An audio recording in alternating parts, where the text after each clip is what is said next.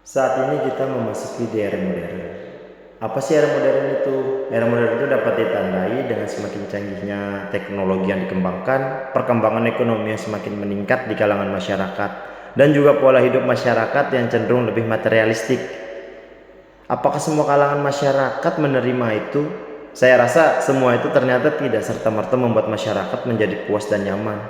Bahkan jika diamati, masyarakat modern cenderung mudah emosi, frustasi, dan putus asa ketika menghadapi berbagai permasalahan yang berkaitan dengan kehidupannya, baik yang bersifat pribadi maupun yang bersifat umum di dalam kehidupan bermasyarakat. Era modernisasi juga dapat ditandai dengan kemajuan teknologi di berbagai bidang, terlebih dalam bidang informatika. Hal ini menjadikan seolah batas ruang dan waktu sudah tidak ada lagi, termasuk di tingkat antar negara.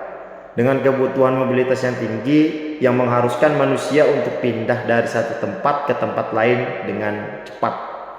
Perkembangan di bidang transportasi dan transformasi juga menjadi semakin canggih setiap waktu.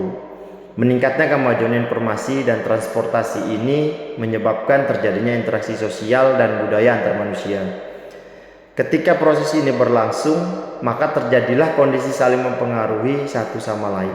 Dalam kondisi seperti itu, jika tidak ada penanganan dan pengambilan langkah antisipasi, maka bukan tidak mungkin bahwa suatu saat suatu bangsa akan kehilangan identitas dan jati dirinya.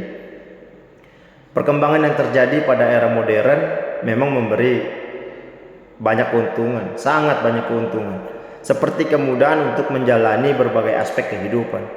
Namun tidak dapat dipungkiri bahwa bersamaan dengan datangnya berbagai kemudahan, timbul juga efek negatif bagi manusia.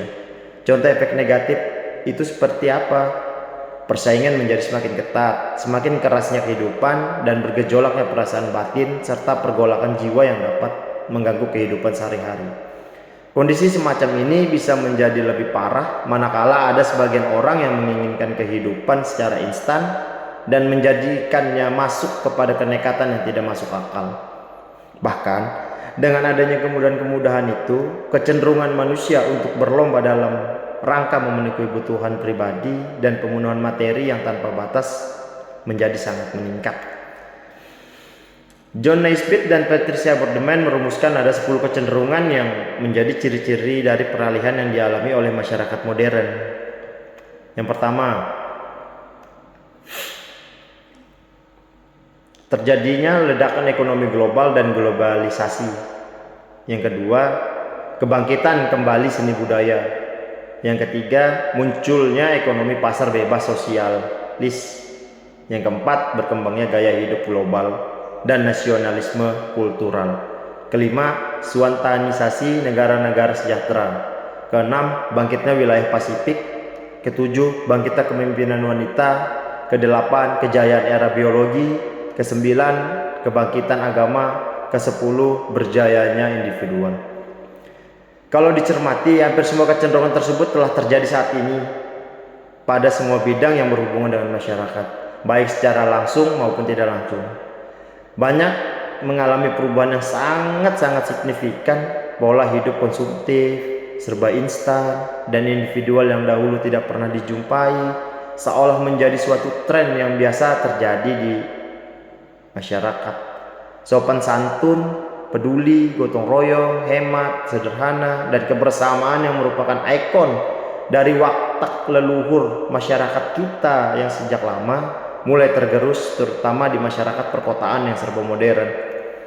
Kecenderungan manusia yang seperti itu telah mendorong berkembangnya sikap dan gaya hidup yang bersifat hedonistik dan materialistik. Orang yang banyak menjadikan tujuan hidup semata-mata hanya untuk bersenang-senang. Perlombaan dan penggunaan pola hidup hedonistik dan materialistik akan menimbulkan bencana bagi umat manusia.